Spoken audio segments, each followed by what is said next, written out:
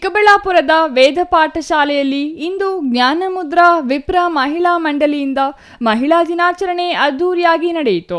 ಮಹಿಳೆಯರು ಮನೆಯ ದೀಪವಾಗಿದ್ದು ಮಕ್ಕಳಿಗೆ ನಮ್ಮ ಸಂಸ್ಕಾರ, ಆಚಾರ, ವಿಚಾರಗಳ ಕುರಿತು ಕಲಿಸುವ ಮೂಲಕ ಮುಂದಿನ ಪೀಳಿಗೆಗೂ ನಮ್ಮ ಸಂಸ್ಕಾರ ಉಳಿಯುವಂತೆ ಮಾಡಬೇಕಾದ ಜವಾಬ್ದಾರಿ ಪ್ರತಿಯೊಬ್ಬ ಮಹಿಳೆಯರ ಮೇಲಿದೆ ಎಂದು ಮಂಡಳಿ ಸದಸ್ಯರು ಅಭಿಪ್ರಾಯಪಟ್ಟರು.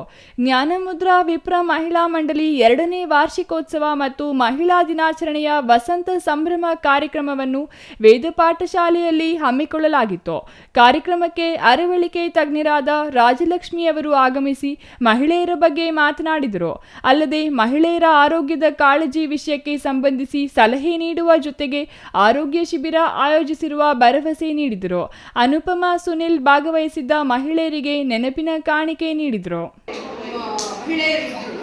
ಈಗಿಂದಾನೇ ನೀವು ಅವ್ರಿಗೆ ಮನಸ್ಸನ್ನ ತಯಾರಿ ಮಾಡಿ, ನಿಮ್ಮಲ್ಲೇನೋ ಈ ಶಕ್ತಿ ಇಲ್ಲ ಅಂತಲ್ಲ, ನೀವು ಯಾರು ಬಂದು ಇಲ್ಲಿ ನಿಂತ್ಕೊಂಡ್ರು ನೀವು ಇದೇ ಕೆಲಸ ಮಾಡೋದು. ಯಾರು ಕೈಯಲ್ಲಿ ಆಗಲ್ಲ, ಯಾವ ಹೆಂಗಸರ ಕೈ ಇಡೀ ಮನೇನೇ ನಡೆಸೋ ಅಂತ ಸಂಘ ನಡೆಸೋಕ್ಕಾಗಲ್ಲ, ಖಂಡಿತ ಆಗುತ್ತೆ. ನಾನು ಹೇಳ್ತೇನೆ, ಪ್ರತಿಯೊಬ್ಬ ಲೇಡೀಸ್ ಅಲ್ಲೂ ಒಂದೊಂದು ಸ್ಪೆಷಾಲಿಟಿ, ಒಬ್ಬೊಬ್ಬರು ಒಂದೊಂದು ಸ್ಪೆಷಾಲಿಟಿ, ಯಾಕೆಂದ್ರೆ ಅದಕ್ಕೆ ಹೊಂದುತ್ತಾರೆ. News bureau, CTV news, Chikkaballapur.